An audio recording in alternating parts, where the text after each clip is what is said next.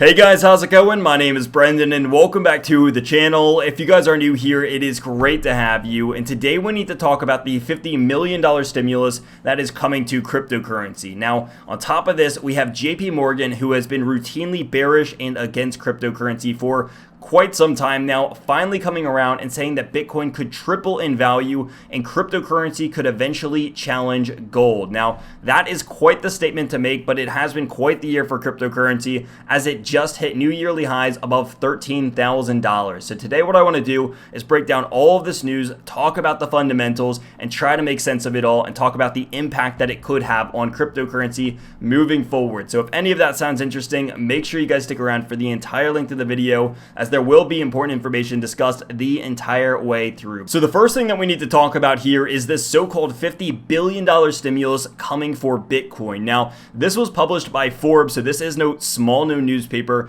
This is the top of the line of the top of the line. This is coming straight from the big dogs. So I want to talk exactly what they mean by a $50 billion stimulus. Does this mean that $50 billion is going to be printed and injected straight into Bitcoin, or is this simply just a figure of speech? So what this actually means, if we scroll down over here, they talk about, of course, how many absolute millions and millions of users that PayPal has, but they also even give us a little bit of a survey over here. So we can see that 60% of smartphone owners have PayPal installed on their smartphone. 14% of PayPal users already own some form of cryptocurrency. Another 15% of PayPal users intend to purchase cryptocurrency in the next 12 months. And $31.2 billion worth of retail products and services were purchased in the last year using cryptocurrencies.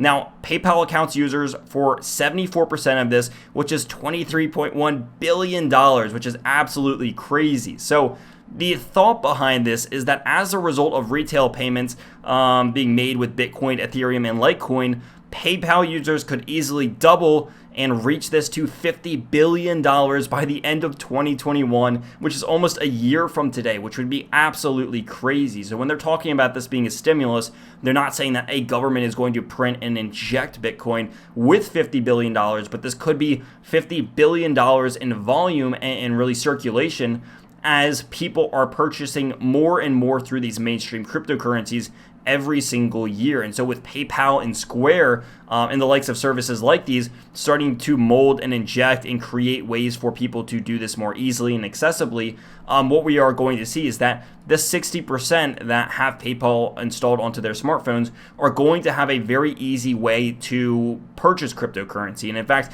what we've actually seen is a lot of these places that do offer cryptocurrency as a payment will actually give you some sort of a benefit or discount for using cryptocurrency.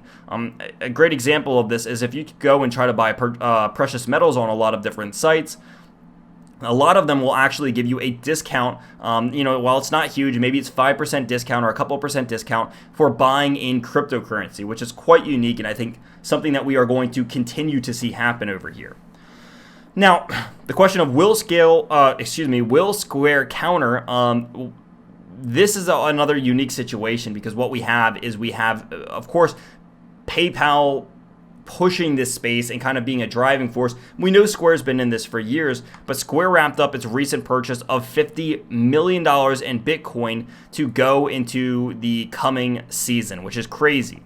Now, $50 million, well, it sounds a lot to me or you. In the world, in the grand scheme of things, while that is a lot, it certainly is not a monumental move. Certainly bigger companies can come in here with easily $100 million or $1 billion and make bigger moves towards that space, but $50 million coming in from Square on top of what's already coming in with the volume from PayPal is just adding to the space here, because what this means is that there are money transfer systems that are being used more and more every day, more and more every week, every month, every year, which creates a compound effect of sorts. Now, I want to get into this JP Morgan news over here because what this is, this strikes me as very odd because JP Morgan has routinely been so against cryptocurrency. They're known for manipulating the gold and the silver markets. There have been articles published on that, but when they are saying that cryptocurrency could challenge gold and triple in value, that is a sight to behold, because again, these guys have been against cryptocurrency for so long now, talking about all the negative effects and impacts that it could have. But lo and behold, here comes Forbes, or excuse me, not Forbes, JP Morgan from Fortune, talking about the positive light of cryptocurrency, adding to Square's most recent move to add $50 million to cryptocurrency on its balance sheet.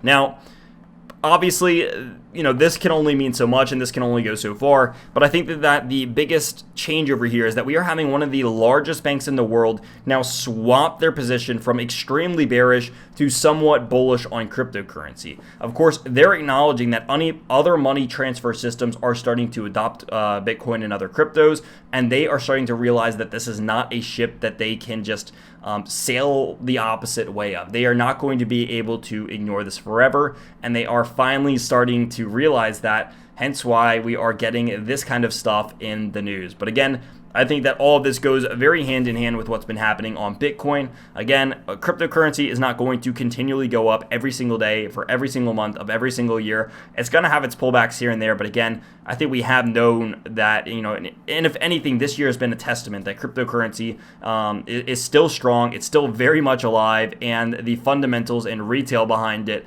are growing just continually. I mean, if you were to look back in 2017 when we had that massive year for cryptocurrency, we were not doing $31 billion in volume, or excuse me, in retail volume. So the fundamentals are growing for this every year. Hopefully you guys did enjoy the video. I just wanted to break down some of this news. It's been a while since we made a video like this one, but I just had to talk about this and what was happening. So maybe we will do another one of these soon. But if you guys did enjoy the video, hit that like button, hit that subscribe button, and until next time, I will see you guys later.